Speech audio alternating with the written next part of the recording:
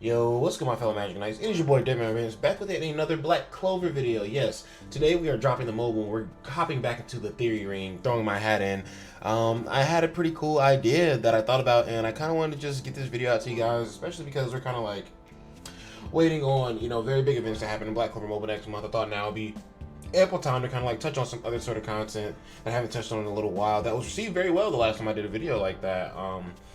But yeah, today I'm actually going to be talking about how Black Clover could be having a series that comes after Black Clover, a sequel series, if you will. And I'm going to go ahead and say I'm naming it something right now. This is just like a little interim name. We obviously don't know a name, and to pinpoint an exact name of it would be like insane. If I pinpointed this exact name right now, that would be crazy. But if this is the exact name, then you got to give me my props, bro. This probably ain't it. But still, I'm calling it Black Clover Next Generations Mage Wars.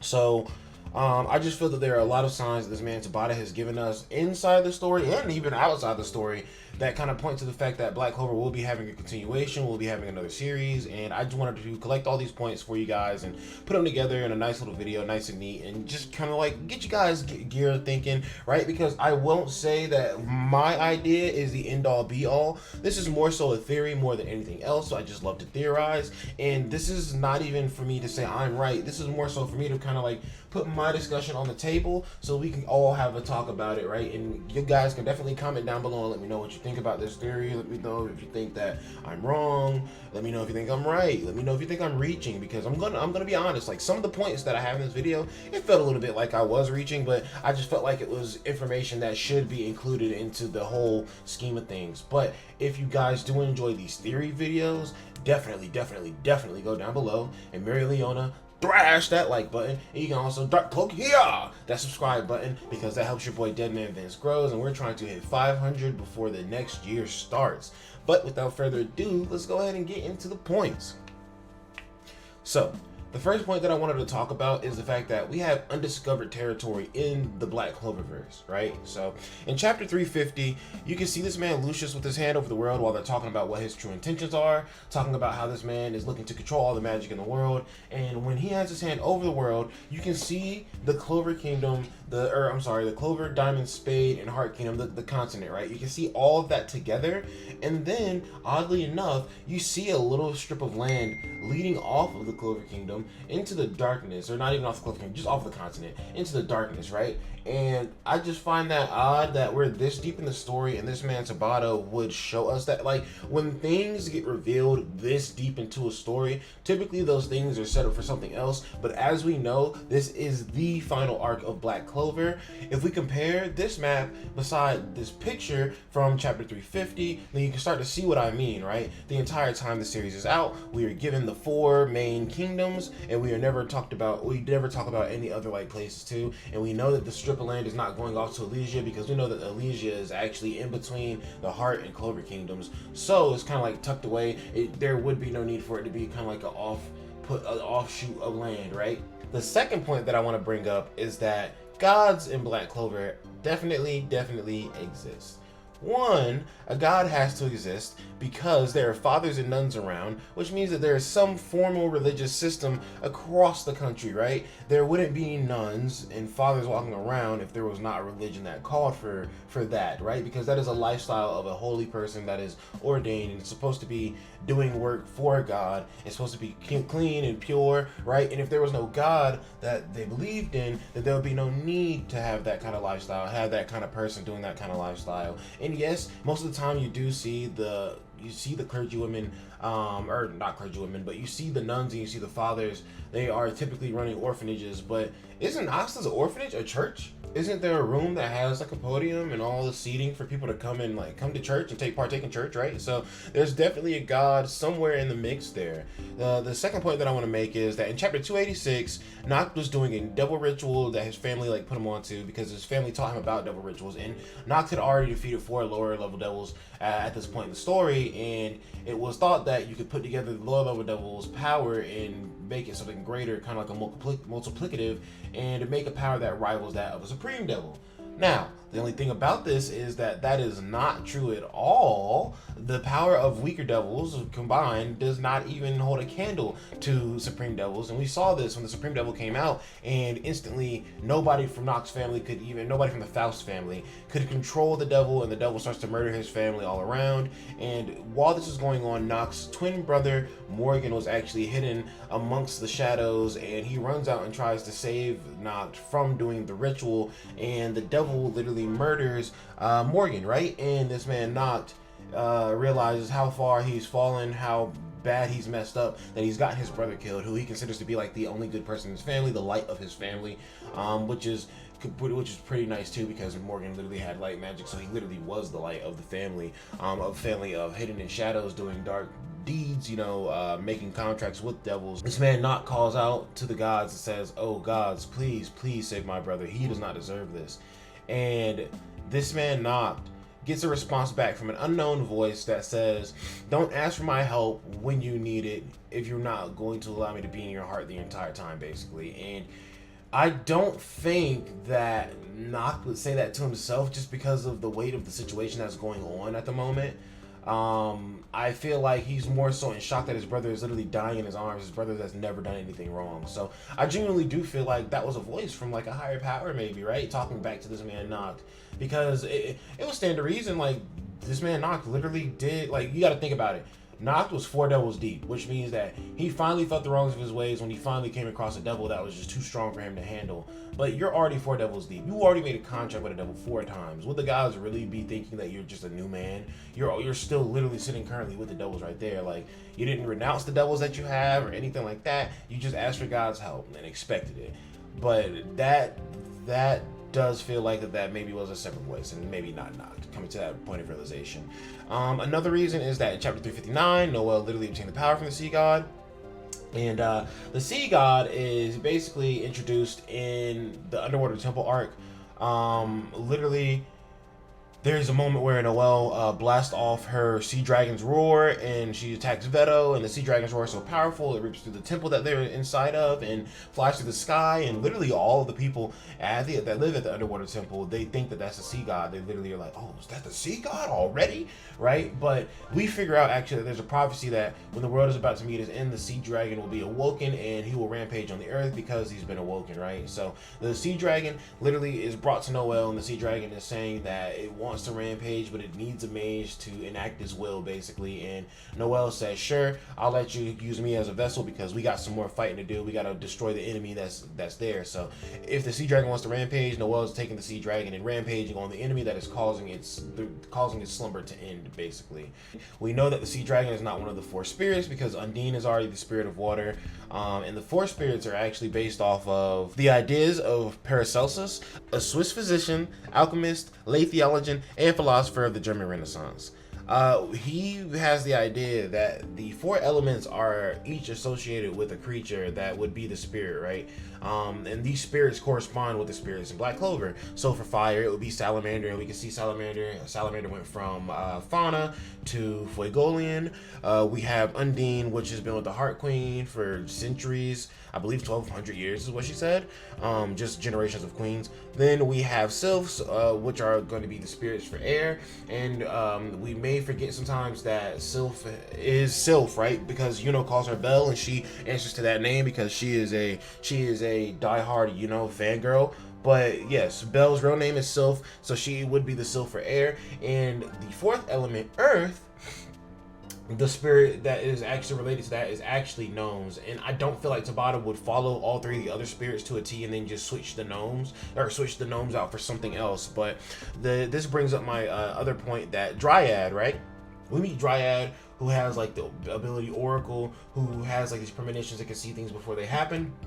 And also Dryad can function independently from a mage. She's just like kind of like on her own, so that already sets her apart by herself. She's in that level kind of like of the sea dragon, because the sea dragons in her are both things that existed on their own. And yes, the sea dragon needs a mage to do his rampage, but the sea dragon does not need to have a mage to exist. Undine needs to be linked to somebody. That's why she's been with the Heart Kingdom for 1200 years. Like, you need they've made their decisions to stick with who they stick with because they need to stick with somebody to be alive, basically, to survive. Not even be alive, but just to interact, because Belle was not attached to anybody, and Belle literally was in a inactive state. She was hidden in the scroll until Yuno came and found her in the dungeon. And Salamander, I have no idea where Salamander was before Fauna, but even after Fauna was defeated and she was no longer the hateful, she still had fire magic, but there was somebody who had a stronger will, and Fuegoleon would now be the new keeper of Salamander. So yeah, gods are still wrapped in mystery, and they could definitely be utilized in a next part, and they could be utilized in a very particular way. Now, the next point that I want to talk about is the fact that the Diamond Kingdom just got completely obliterated by one guy, and we've never heard of him again. And it's crazy to end the storyline of an entire kingdom like that, because at the beginning of Black Clover, we learned that like the Diamond Kingdom were like the rivals of the Clover Kingdom. Like those two were at constant war with each other. Obviously they're not rivals in a sense where they're like buddy, but you know what I mean. They are the two kingdoms that are mainly like going towards each other, and the Heart Kingdom and the Spade Kingdom have their things going on at the beginning of the story. So the Diamond Kingdom was like the rival of the Clover Kingdom at the beginning of the story. Then they fell to the wayside when they were single-handedly wiped out by Xenon before the raid in the Spade arc. But Mars and Fauna are still alive out there somewhere, which sets the stage for Mariella, Fonzel, and Dominante. But what I mean by that is there are people who can rebuild the Diamond Kingdom even though it was destroyed, and they would have ample time to do so. Next thing is, Tabata has a quote, and that quote is, he wants his series to be as long as One Piece or Naruto. Both Naruto and One Piece are very long-running series. Naruto with its 700 original chapters, and the addition of Boruto and Boruto 2 Blue Vortex. And then One Piece is still ongoing with its whopping 1,097 chapters. Black Clover feels kind of closer to a Naruto type of story structure just because of how Asta's goals are kind of like portrayed to us. So it stands to reason that it could also have a sequel just like Naruto. It's not going to take the One Piece formula of having one story stretch over 1,000+ chapters, simply due to the fact that it has already started its final arc and it's 700 chapters behind One Piece. But this does not mean that Tabata couldn't make a lengthy story afterwards. Another series that comes to mind is Seven Deadly Sins, another series of medieval themes, combat based around magic, and demons being the penultimate evil. I say penultimate because we learned that demons and goddesses derive from a higher power known as chaos. Now where Black Clover could differentiate is that the gods end up being the true final boss, which I'll elaborate on a little bit later in the video. We have another quote from Tabata that is the quote that we get right before Black Clover unfortunately gets switched over to Jump Giga, but I won't even say unfortunately, guys. We have to learn that in every situation in life that it could be a hidden opportunity, it could be a hidden blessing, and I know that the mangaka schedule is very grueling, very hard work, in that a lot of mangaka's health kind of just falls to the wayside and it's not as important to them as their story. So let me just read this note for you guys real quick and we can break this down. As Black Clover has continued, I found that I've started to struggle with the weekly manga creation schedule. After multiple discussions with the editorial department, it has been decided that I will move the series to Jump Giga. I know this sudden decision may be a shock to many of my readers. I'm so sorry for not being able to end the series in Weekly Shonen Jump, but I believe that in Giga I'll be able to end the series in a manner that matches my current drawing pace and is much better for my health. There's still much that I want to draw and much that I must draw, so please look forward to it. I will do my best to conclude Black Clover in the most satisfying way possible. I know I am making you wait a little bit, but I promise to return to Giga in the winter in a powered up form. So please look forward to reading about Asta's next adventure. Thank you for everything.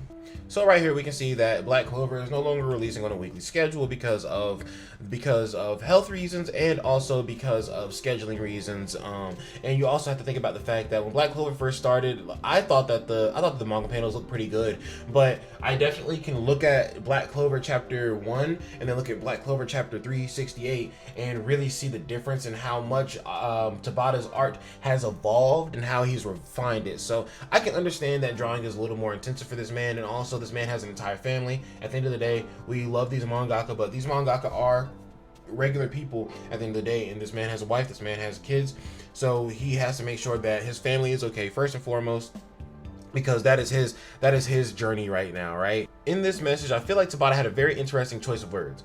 Firstly, he states that there is still much he wants to draw and more that he must draw.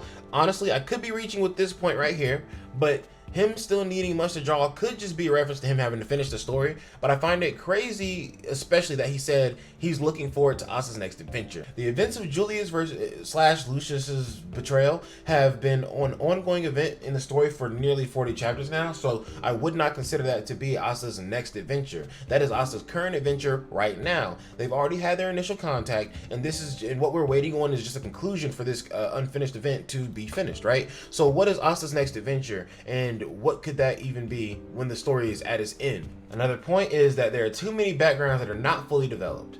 Don't you think it's kind of weird that Luck is an oddity in the Clover Kingdom and we know little to nothing about his background, even though his existence makes no sense? What I mean by that is Luck's mom was a peasant, and we know nothing of Luck's dad, yet we know that Luck is somebody who has an immense amount of magical power. When he was a kid, he definitely he beat up that royal kid in a fight at school, and everybody was super confused by that because they're just like, yo, there's never been a peasant that's been able to beat a royal just based off of raw magic alone. And yes, we're at a point in the story where it doesn't matter what level of, like, what class of you are in society, because the Black Bulls is just a ragtag group, and they still have mages that are thought to be, you know, lesser, but they still put in work in their respective, like, arcs, right, in their respective battles.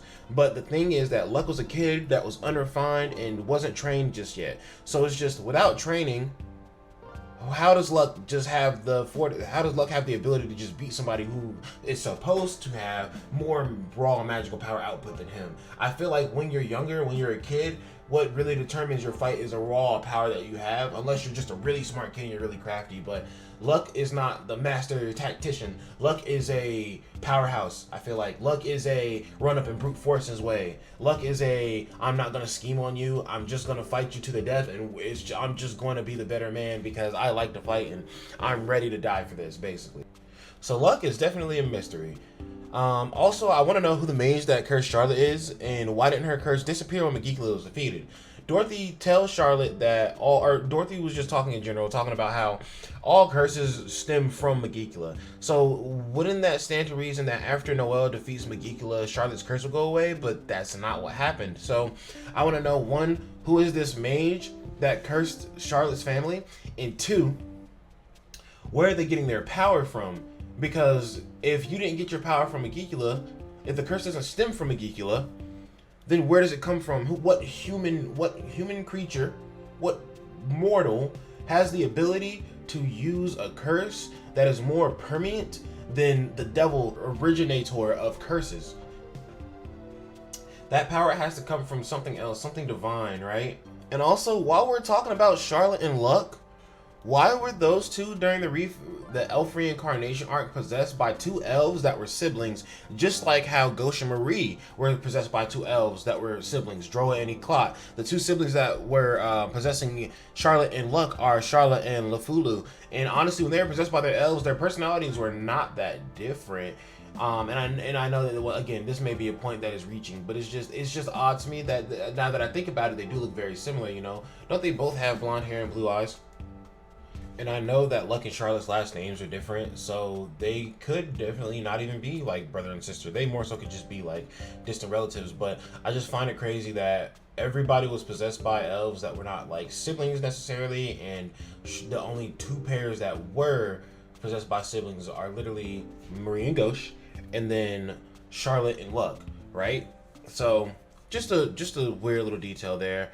Also, where are the dwarves? The dwarves got introduced into the story in chapter 194 when it's revealed that Charmy is a hybrid between humans and dwarves, and we haven't gotten any real further elaboration on the dwarves, and I feel like that they could definitely be an assistant in helping the Clover Kingdom reach its next step in power. And then also the last point that I want to make is Tetia's kids survived, right? So back when the devil Zagreus plotted on the elves and made it look like the humans were plotting, we figure out that Tetia, one of her twins, was still alive. And Tetia was alive, right? So literally, Nero seals off the pain in Tetia's stomach, and she tries to run Tetia back to Lumiere, and then she falls out, and when she wakes up, she's a bird. So she had no idea what the events of that, like, brought, right? And when they get to Elysia, after getting blown away from the Heart Kingdom, we see the last remaining elves, and you also see Tetia's kids with the elves. And I just feel like that is like a symbol. The story is already starting to have the next generation of characters being born, right? It's like The story could keep going on, and the characters that are of this generation could just be like that, of this generation, and you know, they could grow old, and that could be the end of the story. And I just feel like Tabata is showing many things that would be implemented strongly into the next part of the story, right? So yes, it's very cool that Tetsuya's kids are alive, but what would they really be doing in the story right now at the level that they're at, right? There would be no point in showing them unless he just wanted to make you feel better, like, oh yes, Tetsuya's kids survived, good, right? No, I feel like Tabata is very thoughtful in his process, and no information is useless information, and this information definitely could be the first signs, the first inklings of the next part, with the next generation already being born. The most major point that I feel, though, that we would have a sequel series is because of this man Asta's personality. Asta's the type of person that when he becomes the Wizard King, he would not only be defending the Clover Kingdom, but he would constantly work to make sure that the Clover Kingdom is a place that anybody, no matter the race, could seek refuge, as long as they have a good heart.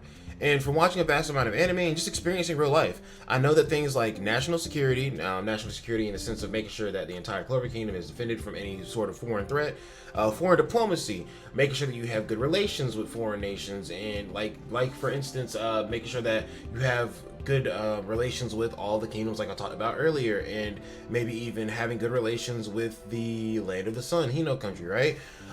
Then also lowering racial tensions, and by that I mean, you know, making it so that humans won't be scared of devils, because Asta definitely would make the Clover Kingdom a place that all races could live in, because literally he said himself that just because your devil doesn't make you a bad person. He literally fights with a devil by his side, and they're basically brothers. They're literally brothers. He has love for that man Libe, right? So it would stand to reason that if he found another devil that he felt their heart was truly like pure, truly didn't want to plot against anybody, then I'm pretty sure Asta will let them live in the kingdom, right? But the main thing is going to be getting the rest of the Clover Kingdom to look at it the way that he does. And the only way you could do that is by leading by example and being a big example for everybody else that are lower than you, so they can know what their standards should be. And these are all tall orders that require a bunch of hard work, dedication, and a passion for what you're doing. But it is safe to say that Asta has all those things, especially when it comes to preserving the rights of those who have done nothing wrong. It would be a shame for Asta to reach the next step in his journey and we not be able to experience it with him every step of the way. And this point right here is kind of like an extra point that I had thought about while I was typing up the video. All these other points I kind of already had thought up in my mind in the think tank, right? But this just seemed very interesting to me. My final point is that the rank of Wizard King is criminally underutilized. Julius was the 28th Wizard King of the Clover Kingdom, and Lumiere was the first. That's Wizard King history class. There you go. The term Wizard King was so vague in my opinion that I really started to believe in the theory that Lumiere died and Julius was just the next Wizard King afterwards, and since he was evil the whole time, right, without knowing, of course, Julius didn't know he was evil, right, I figured the whole time he had been manipulating history and everyone's memories, and it would make sense that he'd be able to manipulate everyone's memories, because all that takes is Lucius touching Marx, messing with Marx's mind, making him do some like mass worldwide spread memory magic, making everybody thinking that, you know, there were 26 Wizard Kings in between. But out of nowhere, we get blessed with Black Clover's first cinematic debut, Sword of the Wizard King, where we learned about the 4 worst Wizard Kings in history of the Clover Kingdom. Number 11, and another very powerful redhead character in the series with Mario Leona, that I put him in the same tier because they fought each other. Princia Funny Bunny. Number 16, Jester Garandros. Number 20, Edward Avalash. And the big bad himself, number 27, Conrad Leto. These extra Wizard Kings are introduced 8 years after the story started, and to top it all off, the movie's not even canon. So here we are back at square one with no real history on the Wizard Kings. With the installment of a sequel, we could get much more information on the Wizard Kings, which would in turn give us a deeper and richer history of the Clover Kingdom, because even though the kingdom has an actual king, it's seen that the Wizard King is respected much more. So these past Wizard Kings would essentially be a chapter in the Clover Kingdom's book, and honestly, I want to know whose chapter it was when the Shadow Palace became a thing, because Buddy was tweaking. Now, my fellow Magic Knights, to get to the part we all want to hear, how in the hell does all this information result in a new series? Well, the Asta's next adventure part of what Tabata's note was saying could mean one of two things, or both of these things. The next adventure is Asta successfully becoming the Wizard King and learning every aspect of the position, besides being a battle-hardened mage, but being a charismatic leader and a politician and diplomat that can handle any situation that requires his attention. Or it could be the adventure of parenthood. As we know, Noelle is in love with Asta, as she admitted in chapter 301. And in a lot of the author comments, we can see how thankful Tabata is for his family and how much he shouts them out. So I don't think it's too far-fetched that Tabata would want to give his protagonist the same happiness that he experiences after achieving his life's dream and going through all of his trials. While Asta becomes a Wizard King, he and Noelle could be married and they can have a child who is an absolute prodigy, but more on that in a second. The four kingdoms would be in good relations due to Yuno not putting in as much work as Asta in the final fight against Lucius, or losing some final battle directly against Asta. He would inevitably fold on trying to be the Wizard King of the Clover Kingdom, and he'll go back to the Spade Kingdom, possibly with Mimosa as his bride. Now, I know what some of you Asta-Mosa shippers are thinking. You just threw up in your mouth a little bit, and you're thinking that I can't be real that I just said Yuno would marry Mimosa. But let's be real, guys. You really think Asta's going to go for Mimosa over Noelle when he's literally been side by side with Noelle the entire series, watching her not only grow as a person but also as a fighter, and even praising her along the way, admitting how strong she is, and even saying things like he really does like Noelle, like genuinely in his heart, even though he was still diehard in love with Sister Lily. The relations with the Diamond Kingdom would be good because Mars and Asta are now homies, and after the events of Black Clover, Mars and Fauna could be the next king and queen of the Diamond Kingdom, and Fonzel, Mariella, and Dominante would be able to help them rebuild the kingdom. The Clover and Heart Kingdoms are already in good standing, and the Elves will be fine. They'll be safe because they already will continue to live and prosper in Elysia. Yami could even go back to visit his homeland and make up for lost time in Hino country and turn them into overseas allies, because now they do have some form of travel, some form of communication. Literally, they can get there by a boat, or they can do their big summoning ritual. Now, it's a very specific case with the summoning ritual because Asta literally is like a demon, and pretty much those guys did a seance to summon Asta. I pretty much, like, they had a summoning ritual. They literally said, Finral said that looked like a giant summoning ritual that they were doing. So they still do have ways to get over there, though. Yami would probably be the Wizard King for a bit, kind of like Kakashi was in Naruto. This would be because he was very close to Julius and held similar ideals to this man Julius, and he has more experience than Asta. But this in turn would give Asta time to gain more experience, not just as a knight, but as a cultured man of the world.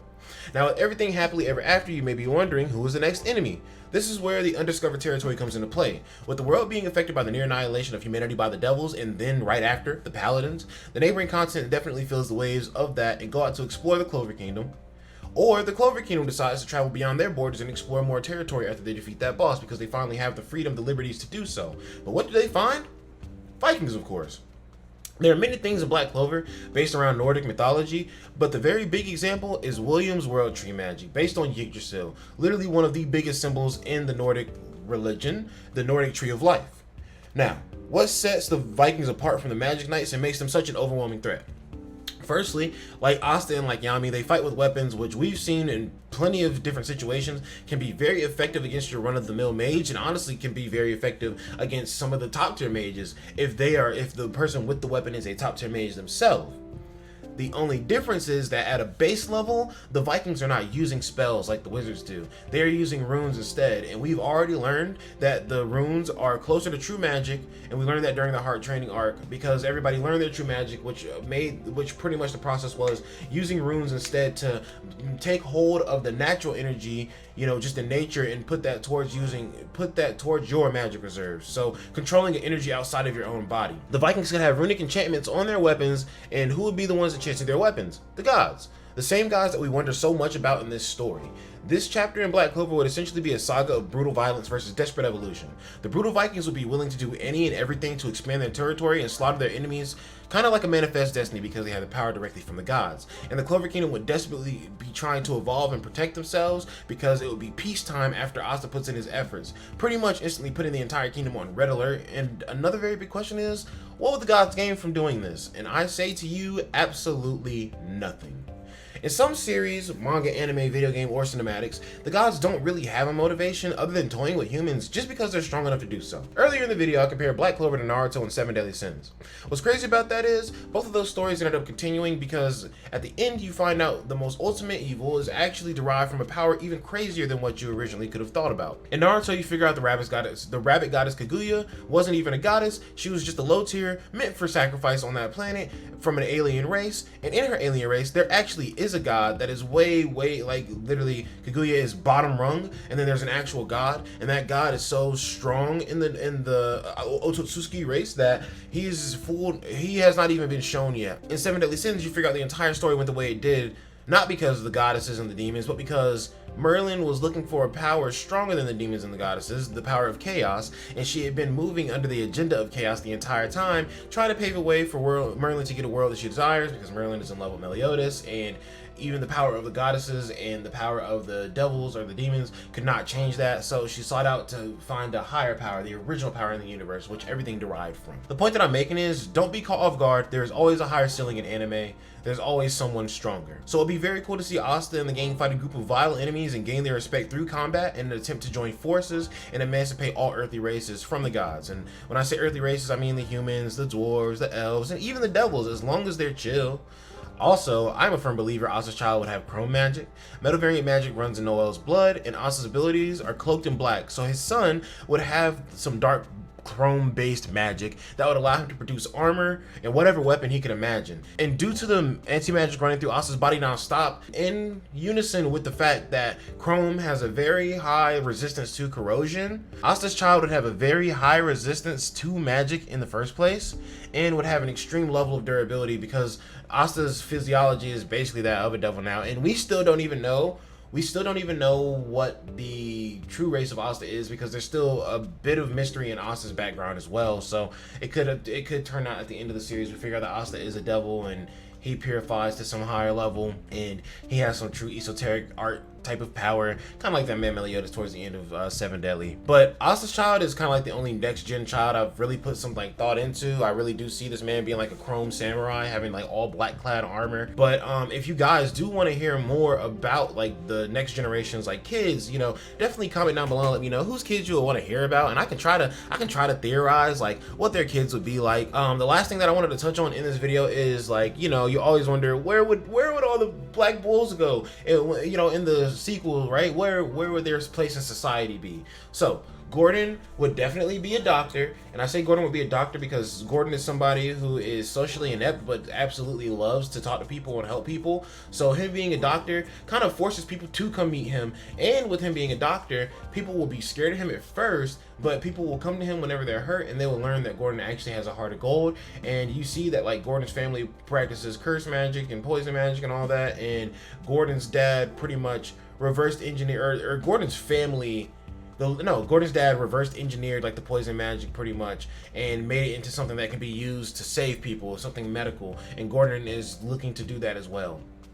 Luck and Magna will definitely be like the combat trainers. Those two love to fight, and I feel that the structure of selection of magic knights would change. Yes, there would still be a test, but I feel like it's skewed in the way of the royals, whereas the royals have a lot of magic and they will be the ones that take over. They will be the ones that more likely to get selected to join a guild because of the way they show their magic. But with Luck and Magna being the combat training coordinators, they would actually more so pass you based on the level of your character, not on the level of what magic you have, not impressively how you use magic, but more so on your grit, because Asta couldn't use magic at all, but Asta had grit and he had the ability to persevere through all of his trials, and he literally made it to Wizard King level.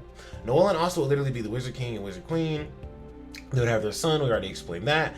Ghost, funny enough, Marie would probably want to run an orphanage because the orphanage was a good place for her to have, and she had a lot of friends in the orphanage when she was younger. And Ghost, while he hates everybody except for Marie, Ghost would probably learn to like kids because of Marie, and Marie would probably pretty much set this man straight and have this man be kind of like a bodyguard for the orphanage. And Ghost would still be like tough exterior, the brute that you see, but he would low-key be under the cover like a sweetheart for the kids, right? Nero would be the head of research and development. Nero is just very intelligent. She definitely was hand in hand with this man Lumiere when he was doing all of his experiments back in his heyday, and she survived 500 years, so she is very knowledgeable on a lot of things in the universe. She watched the events of the story unfold the entire time, and she literally was not the head of research and development, but she was one of like head scientists in research and development in the Sword of the Wizard King movie, funny enough. Zora would probably be the leader of like Magic Knight recruitment. Probably him, but I feel like it'd be different, right?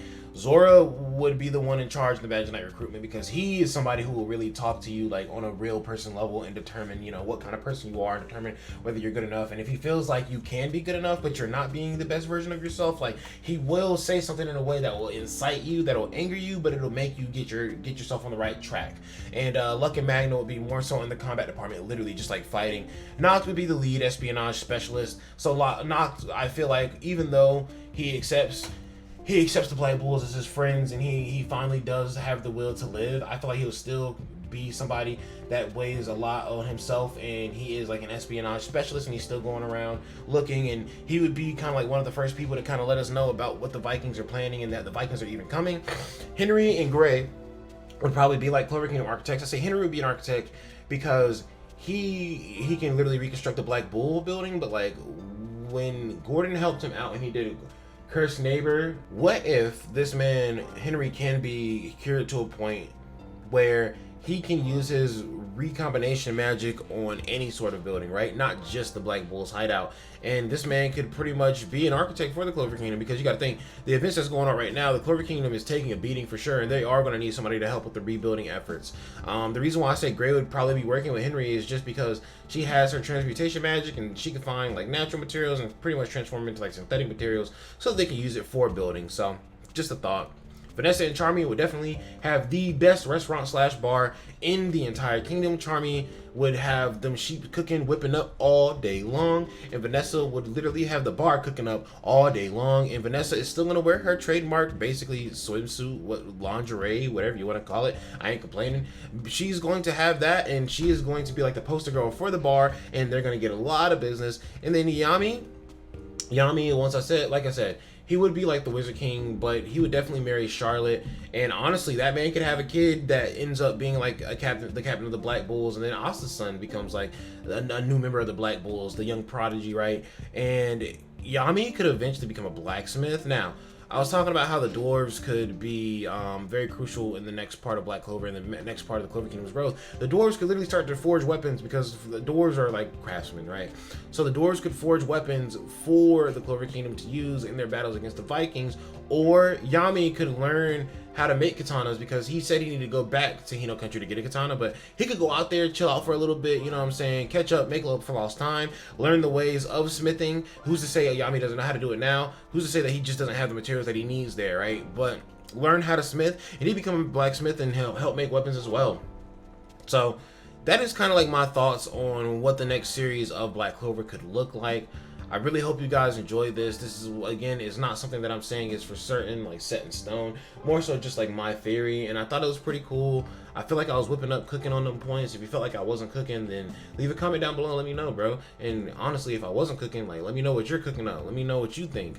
Also, leave a like and leave a subscribe because these videos take a lot of thought, and this one's going to be a lot of editing. But I do like the editing process. It always feels so good when you put a lot of work in and you get very good results. So that's going to be it for your boy DEADMANVINCE. I hope you guys did enjoy, and definitely stay tuned for the next Black Clover Mobile-esque video, bro. And that's going to be it for your boy. So have a good one.